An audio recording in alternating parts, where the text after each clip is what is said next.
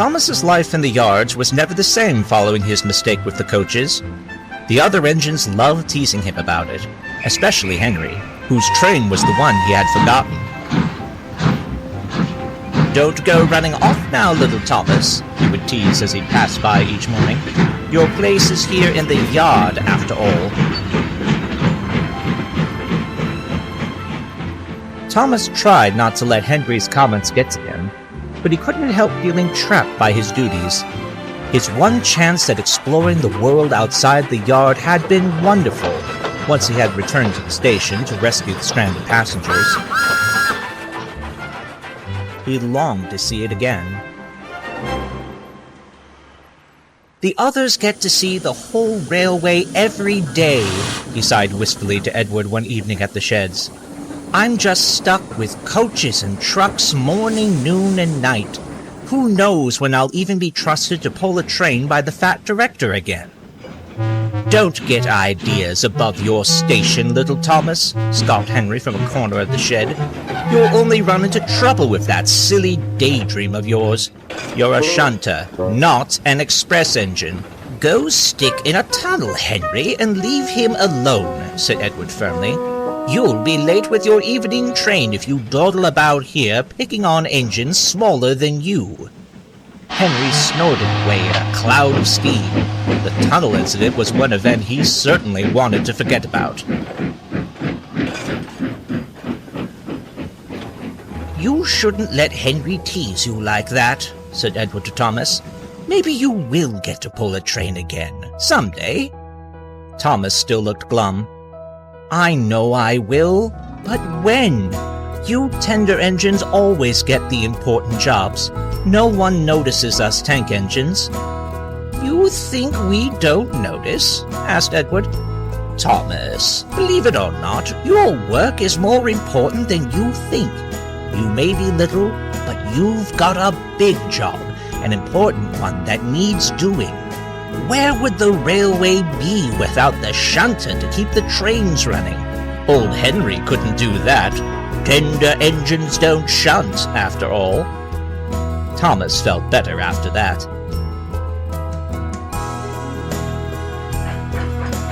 Henry still kept up with his teasing, but Thomas just took it in his stride.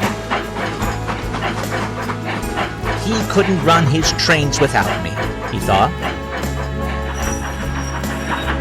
But I daren't test the fat director's temper by causing a delay. I'll just have to watch for an opportunity.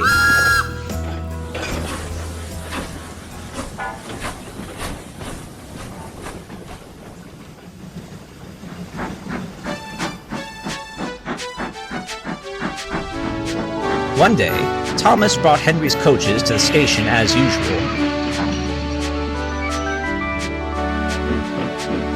He ran round to the front just as Henry backed onto the train. "Shouldn't you be at the back?" Henry asked. "A heavy train like this will need a good push to start properly." "Sorry, not today," said Thomas cheekily. "I've got another train to arrange soon. Besides, I thought a big, strong engine like you could handle it easily." Henry scowled and was about to retort when a little boy called from the platform. "Daddy, why does Gordon look different today? He's gotten smaller." Henry seethed in embarrassment. Thomas saw an opportunity to get his own back. "There, you see, Henry," he teased. "Even that little boy thinks you're a big, strong engine like Gordon. I'd hate to disappoint a passenger. Wouldn't you?" "Oh, shut up!" snapped Henry. Just then the guard's whistle blew, and with much noise and steam, he went on his way. Thomas chuckled as he watched Henry disappear. Then he went back to work.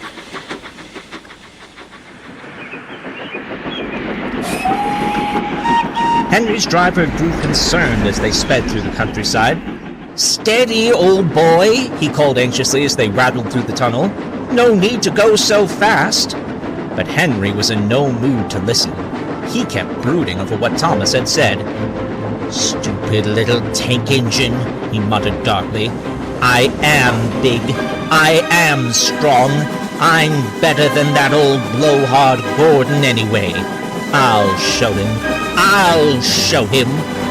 But pulling a heavy train takes plenty of steam and, of course, plenty of water. Because Henry was hurrying along, he was using more than his tender tank could replenish. Despite the firemen's best efforts, the steam pressure dwindled with the water supply, and they were forced to stop, miles away from the next station.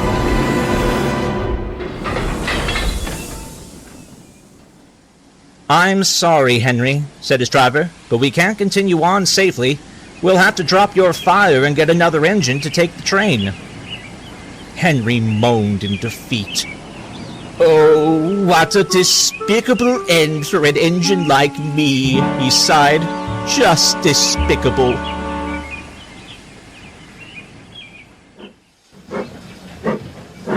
When Thomas stopped later for a drink, a red-faced porter hurried from across the yard towards them.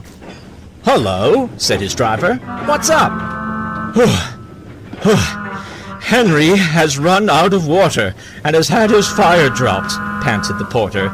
"We need you to help shift his train to the next station. Edward's coming to collect it, but we can't keep the main line blocked for long, or else Fat Hat's timetables will be in tatters. Do you think you can manage it?" "Well, we'll give it a good try," replied the driver. "Won't we, Thomas?" Thomas grinned with excitement. Finally, a chance to prove himself.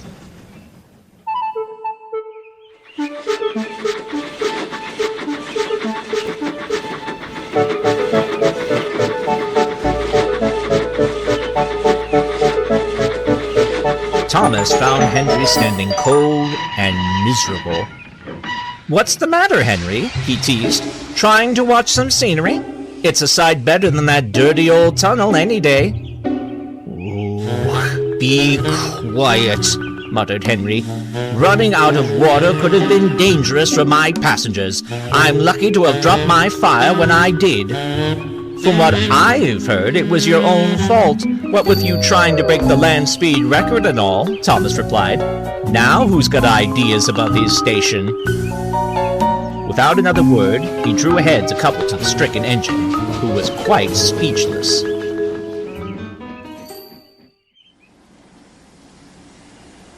At the next station, Edward was waiting in the siding when Thomas steamed in, towing a sullen-looking Henry and several relieved passengers.